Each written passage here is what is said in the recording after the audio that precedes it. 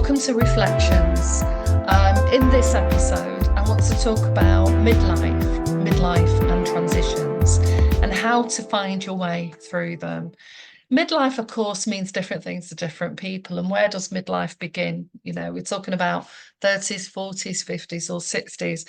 But I certainly know my perspective of midlife has changed over the years as I moved from being a teenager and a woman in her early 20s at thinking that being 30 was old. And I think lots of us had that idea back then. But life is a journey and it's filled with twists and turns. And you know, we don't really know when we set out on this beautiful journey called life just quite how those things are going to go. Recording in So one of the most profound stages of the journey can be midlife, you know, a period marked by change, uncertainty, and self-discovery. For many of us, you know, ideas that when we get into our 40s and 50s, if we've had children, are growing up, they're going to university. And it means that we start to question our identity and who we think we are. You know, sometimes our identity is based on the things that we do or the roles that we play within our lives. And for some people, that's quite a challenging transition in terms of what it means to be a man, a woman, gay, straight, and where we are in the midst of our life's experience. So if you find yourself in the midst of a transition or unsure about where you're headed, take heart in knowing that countless others have walked that path before you. But really, we're all unique and we have our own individual experience of what this means. But we know with the research into suicide that it can be a really tough time, in particular for men when they hit their 40s and 50s, and especially if they're going through any kind of divorce and experiencing high levels of stress. So it's really important that if you're going through a transition, but you're finding it really difficult to get out of a phase of anxiety, low mood, depression, and you're dealing with a lot of conflict, it's really important that you get some help to support you through those moments, because a lot of the times, you know, we can start to see lights at the end of the tunnel. So some of the things that I'll share with you now, some of the things that actually can be helpful to consider in terms of your own journey of midlife. In terms of my journey of midlife, like I said, you know, I had this sort of idea in my 20s of what it might mean to be 30 and 40. And I certainly know that I moved towards 40 and really wasn't happy with the idea. And I thought, I've either got to have a party and embrace it or, you know, get depressed at this idea of age. And we're so caught in these numbers. But it's also about the kind of role models that have gone before me and women that I see, you know, previous to the way things are now. And we didn't have Instagram and YouTube in which to scroll through all the different accounts where I find there's lots of women in their 40s, 50s, and 60s who are really inspiring, who do yoga, who press weights, who have great bodies, who have a life full of vitality and happiness. And I'm sure it doesn't go without, you know, some of the day-to-day challenges, but hopefully by the time we've got in our 40s and 50s, we've also garnered quite a bit of wisdom on the way. So for me, really, you know, the 40s was a time where I was, you know, I still had young young teenagers. And it was only when I started heading towards my 50s that I really started to think about who am I? Where am I going? What do I want to do? What I want to do with this decade of life? Do I want to do the work that I've been doing? And how do I learn from some of the challenges that I've had in my relationships, in my personal life, in my professional life?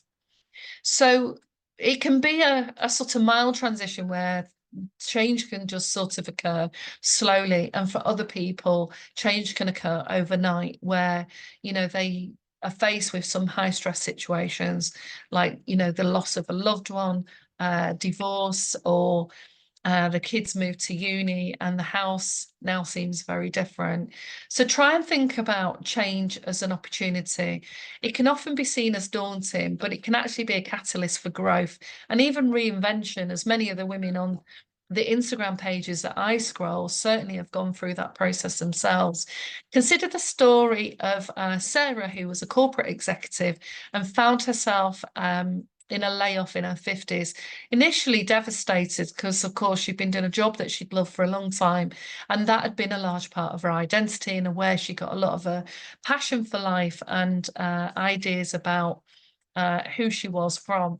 But she decided to change the view that it was a challenge and a negative experience and pursue her lifelong passion for writing.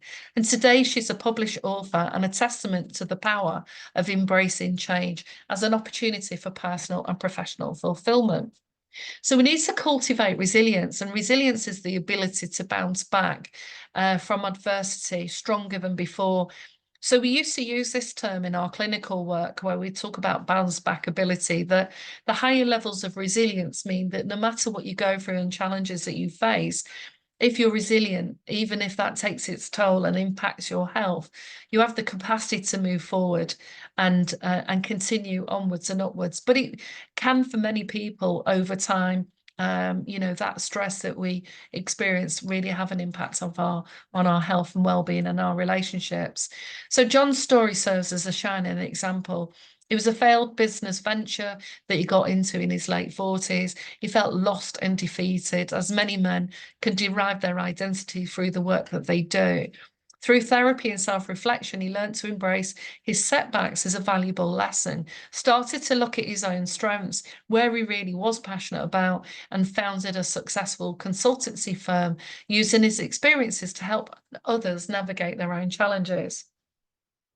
Seek support and guidance, because in times of transition, we can start to lose a sense of who we think we are, identity. We can start to feel real strong feelings of emotions through that loss and change. And sometimes we need to seek further support from loved ones or professionals. So Lisa was a divorced mother of two who found solace in therapy and a support group for single parents. These connections helped her rebuild her life with a newfound confidence and purpose. And I certainly know with a lot of the women that I've worked with on the programs in the past, that some of the life events were really difficult and challenging and even life-threatening in some cases. And they had to, overnight in many cases, make changes to their life, leave their partners for safety and security. And even though they were in transition, sometimes 3 to 6 to 12 months in temporary accommodation or fleeing to another city and having to find work there or manage life on benefits, many of the women, when they got that support on an emotional, spiritual, psychological and physical level, were able to move forward and start to embrace the vitality that comes with living life according to what works for you. Embrace lifelong learning. So, we often have the messages that school is the most important time in which to get your A or O, well, I'm saying O levels, A levels, GCSEs, and to go to university. But a lot of us in our 40s and 50s never, did education beyond 16 or 18. And midlife can be a time to explore those new interests and acquire new skills. So people are often going into education and doing courses in their 50s and 60s purely for the delight of exploring something that they've really enjoyed, or they have a lifelong dream, such as becoming a chef. So Mark, who was a former engineer, decided to pursue his lifelong dream to become a chef and enrolled at culinary school. And his creations are now celebrated in his own restaurant, and he gets a lot of joy from doing that. And he looks back at those times with how much time he spent worrying about the things that he didn't even really have passions about. Practice mindfulness, as I've talked about in other videos. Mindfulness meditation is a powerful tool for managing uncertainty and reducing stress, because of course we often get anxious about the future. It's hard to predict what things are going to look like, and our mind runs rampant when changes are underway as our mind searches for something to hook itself onto. So mindfulness meditation is half of the practice, whereas actually working on our mindset and using affirmations and focusing on our strengths and the dream of what it is we want to create as much as possible can really help us towards that newfound interest or even career. So Emily was a 50-year-old artist, incorporated mindfulness into her daily routine, helping her stay present and calm during a tumultuous period following a divorce. Through mindfulness, she found clarity, creativity that she hadn't known before.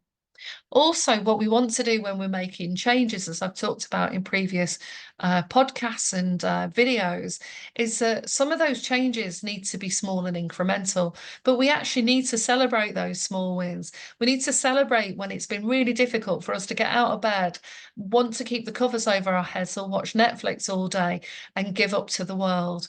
But we need to acknowledge when even just getting out of bed and going for a shower, walking down to the shop, getting the Hoover out, washing up some dishes, planting some flowers, and going online and having a look at what's out there are all things to celebrate. They're all achievements. Whatever is successful and an achievement to you is personal, and we need to be mindful that we don't use other people's success and achievements as a yardstick, because fundamental to these shifts and changes in transition is being able to really decide what it is that works for you, what lights you up, what makes you feel good. And of course, we're in a time in history where many of us can do that more and more. So Tom, who when he was in his midlife career change, he started a journal and to record his daily success, no matter how minor it seemed. I'm often asking clients, whether I'm coaching them or doing therapy work, to use a journal, because especially if you've experienced depression or low mood in the past and you have low self-esteem or a poor self-concept, it's good to sort of decide on a scale of 1 to 10, and 10's feeling fantastic and 0's feeling horrible, where you are each day, and to write those feelings down and then start to write things about your strengths, where you're doing well, what small achievements you've made. Over time, this will fuel your self-esteem and your self-concept and move you towards a new endeavor. Lots of people are internally referenced, which means they need to capitalize on the achievements they've already done in their lives to find out where their strengths are and to re-tap into that resource of feeling good. So if you've ever won an award, won a race, did a job that at first was so stressful and anxiety provoking because you just couldn't wrap your head around it, but before you know it, you stood up in front of your managers doing a presentation and talking about sales that you've made that week. They're all massive achievements, and you need to not only celebrate them at the time, but use those and capitalize on those resources that exist within you. So if I said to you right now, think of 5 things that you've done while growing up or since you've left school that at the time you found difficult, but you were able to not only get through, but get good at. And we've all got some of those under our belts. So we need those affirmations as well to fuel our self-esteem. So sometimes people get confused with affirmations and they think that like you have to say, I'm really, really confident, but you don't feel confident. So you can reframe it a little bit and say, I'm getting more and more confident as the days go on. You know, my self-esteem is getting higher. I made a small win today. I'm pleased that I did 1,000 steps more than I did yesterday. So we need, if we put process language into affirmations, sometimes that can really help us start to align with that more. And that's what fuels our inner motivation. When we practice mindfulness and meditation, and we release and let go of the things that are bothering us in that moment, that also allows the body to do its job, process the information, and allow inspiration to come.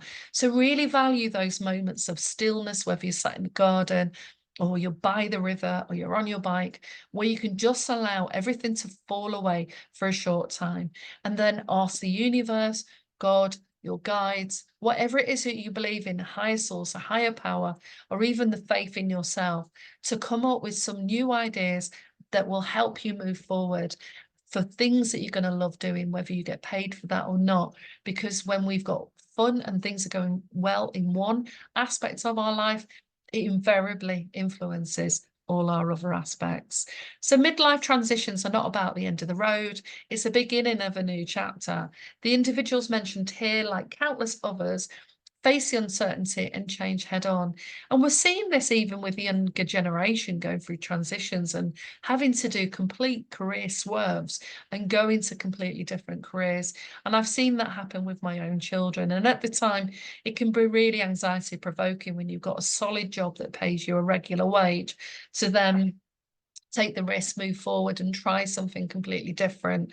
But it's when you try something completely different that really is what gives you the power and the confidence to move forward. So once we've done that a few times, it means that we can take more risks as we move forward in life.